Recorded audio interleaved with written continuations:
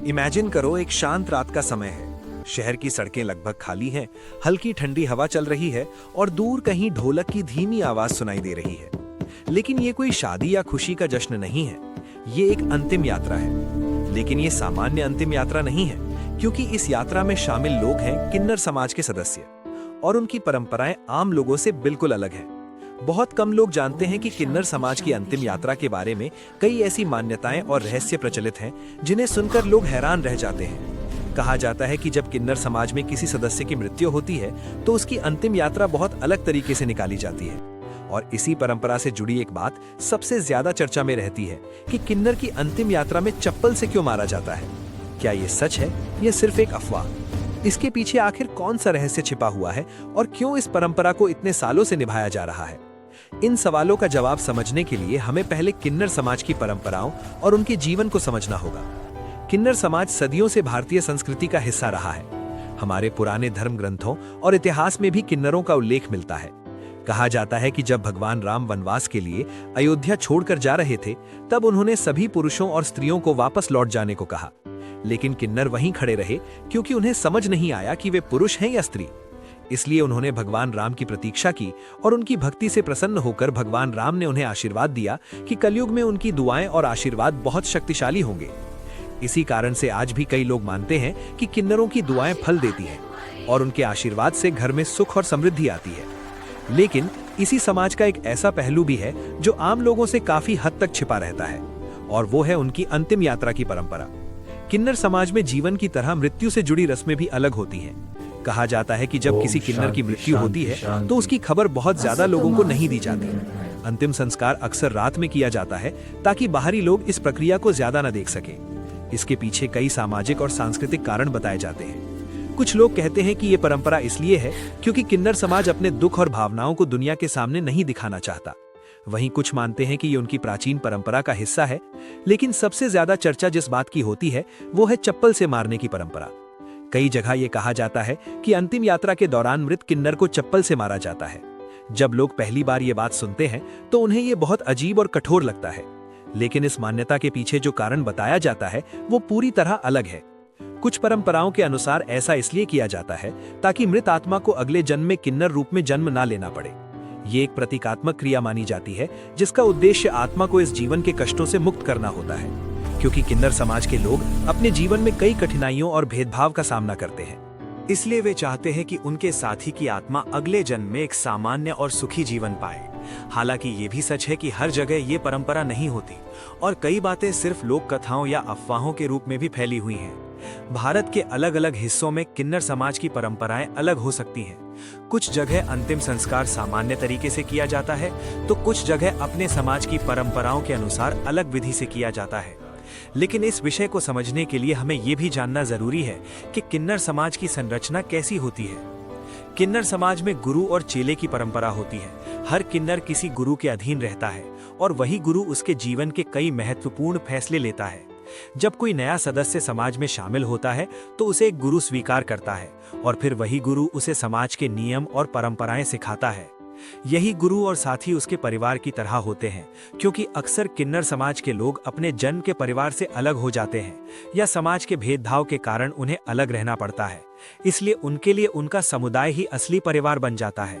और जब इसी परिवार का कोई सदस्य दुनिया छोड़ देता है तो उसका दुख भी वही लोग मिलकर झेलते हैं।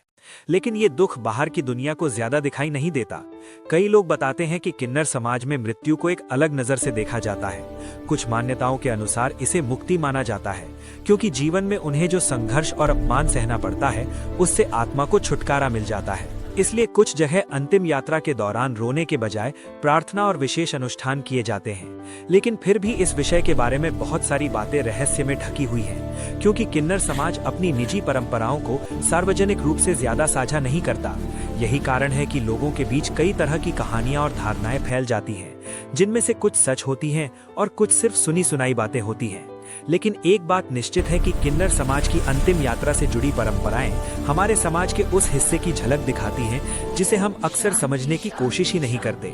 हम सिर्फ बाहरी बातें सुनकर अपनी राय बना लेते हैं, जबकि हर परंपरा के पीछे एक सामाजिक और भावनात्मक कहानी छिपी होती है।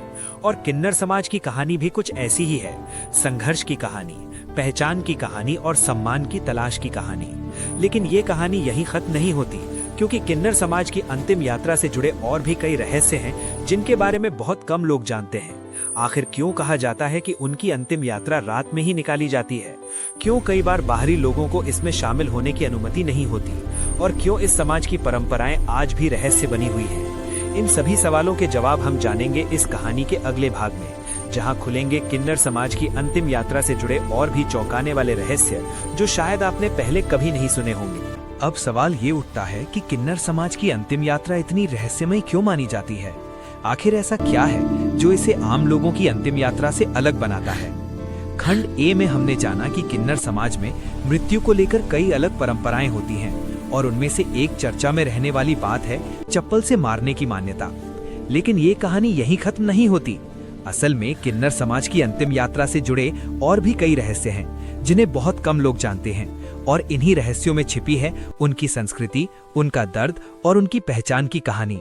कहा जाता है कि जब किन्नर समाज में किसी सदस्य की मृत्यु होती है तो सबसे पहले ये खबर उनके गुरु तक पहुंचाई जाती है, क्योंकि किन्नर समाज में गुरु का स्थान सबसे महत्वपूर्ण होता है। हर किन्नर किसी न किसी गुरु के अधीन होता है और वही उसका मार्गदर्शक होता है।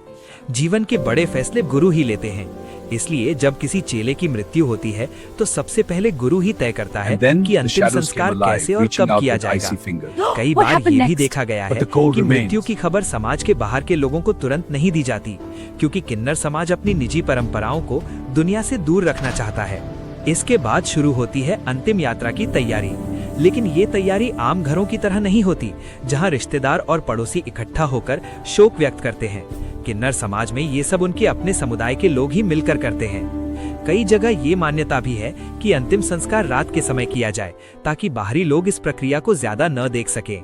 कुछ लोग इसे रहस्य मानते हैं, लेकिन किन्नर समाज के कई सदस्यों का कहना है कि इसके पीछे असली कारण उनकी निजता और सम्मान की भावना है, क्योंकि जीवन भर समाज से अलग रहने वाले इन लोगों के लिए उनका समुदाय ही उनका असली परिवार होता है। जब अंतिम यात्रा की तैयारी पूरी हो जाती है तो मृत शरीर को साधारण कपड़ों में लपेटा जाता है। कुछ जगहों पर यह भी कहा जाता है कि शरीर को ज्यादा सजाया नहीं जाता, क्योंकि मृत्यु को एक तरह की मुक्ति माना जाता है।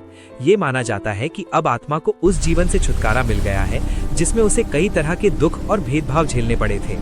कई किन्नर ये मानते हैं कि उनका जीवन संघर्षों से भरा होता है, इसलिए मृत्यु उनके लिए एक नई शुरुआत हो सकती है। यही कारण है कि कई जगह अंतिम यात्रा के दौरान बहुत ज्यादा रोना या विलाप नहीं किया जाता, बल्कि प्रार्थना की जाती है ताकि आत्मा को शांति मिले।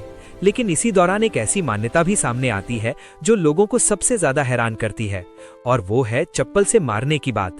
कुछ कथाओं के अनुसार अंतिम यात्रा के समय मृत शरीर को प्रतीकात्मक रूप से चप्पल से मारा जाता है। जब आम लोग इस बात को सुनते हैं तो उन्हें लगता है कि ये बहुत कठोर और अपमानजनक है, लेकिन किन्नर समाज में इसे अलग नजर से देखा जाता है। कुछ लोगों का कहना है कि ये एक प्रतीकात्मक क्रिया होती है, जिसका मतलब ये होता है कि मृत आत्मा को इस जीवन के दुखों से मुक्त किया जा रहा है, और ये प्रार्थना की जाती है कि अगले जन्म में उसे ऐसा जीवन न मिले जहां उसे समाज से अलग रहना पड़े। ये मान्यता इस बात को भी दिखाती है कि किन्नर समाज अपने जीवन के संघर्षों को कितनी गहराई से महसूस करता है, और शायद इसी कारण वे चाहते हैं कि उनके साथी की आत्मा अगले जन्म में ज्यादा खुशहाल जीवन पाए। हालांकि ये भी सच है कि हर किन्नर समाज में ये परंपरा नहीं होती, और कई जगह इसे सिर्फ एक अफवाह माना जाता है। कई सामाजिक कार्यकर्ताओं और किन्नर समुदाय के सदस्यों ने कहा है कि लोगों ने इस विषय को बढ़ा चढ़ाकर पेश किया है, और कई बार गलत जानकारी भी फैलाई जाती है। इसलिए ये समझना जरूरी है कि भारत जैसे बड़े देश में हर जगह की परंपराएं अलग हो सकती हैं। लेकिन किन्नर समाज की अंतिम यात्रा का रहस्य सिर्फ इसी तक सीमित नहीं है। कहा जाता है कि जब अंतिम संस्कार किया जाता है तो वहां मौजूद लोग एक दूसरे को ये याद दिलाते हैं कि जीवन चाहे कितना भी कठिन क्यों ना हो, समुदाय का साथ हमेशा सबसे बड़ा सहारा होता है। यही कारण है कि किन्नर समाज में गुरु और चेले का रिश्ता बहुत मजबूत होता है, क्योंकि यही रिश्ता उन्हें एक परिवार की तरह जोड़ कर रखता है। कई कहानियों में यह भी बताया जाता है कि अंतिम संस्कार के बाद कुछ विशेष अनुष्ठान किए जाते हैं, जिनमें आत्मा की शांति के लिए प्रार्थना की जाती है। कुछ जगहों पर यह भी मान्यता है कि समुदाय के लोग मिलकर ये संकल्प लेते हैं कि वे अपने साथी की याद में अच्छे काम करेंगे, ताकि उसकी आत्मा को शांति मिले। इन परंपराओं को समझते समय ये भी याद रखना जरूरी है कि किन्नर समाज सदियों से समाज के किनारे पर जीता आया है, उन्हें अक्सर भेदभाव का सामना करना पड़ा है और कई बार उन्हें अपने परिवारों से भी अलग होना पड़ा है। इसलिए उनके लिए उनका समुदाय ही उनका असली परिवार बन जाता है और यही कारण है कि उनके जीवन और मृत्यु दोनों की रस्में अलग दिखाई देती हैं। लेकिन कहानी का सबसे दिलचस्प और रहस्यमय हिस्सा अभी बाकी है, क्योंकि किन्नर समाज की अंतिम यात्रा से जुड़ी कुछ ऐसी बातें भी कही जाती हैं जिन्हें सुनकर लोग और भी ज्यादा चौंक जाते हैं। आखिर क्यों कहा जाता है कि कई बार अंतिम यात्रा को गुप्त रखा जाता है? क्यों कुछ लोग मानते हैं कि उनकी आत्माओं के बारे में खास मान्यताएं हैं? और क्यों आज भी इस समाज की परंपराएं लोगों के लिए रहस्य बनी हुई हैं? इन सवालों का जवाब मिलेगा इस कहानी के अंतिम भाग में, जहां हम जानेंगे किन्नर समाज की अंतिम यात्रा से जुड़े सबसे बड़े रहस्य और ये भी समझेंगे कि सच क्या है और अफवाह क्या है। क्योंकि कई बार जो बातें हम सुनते हैं वे पूरी सच्चाई नहीं होती और असली कहानी उससे कहीं ज्यादा गहरी होती है।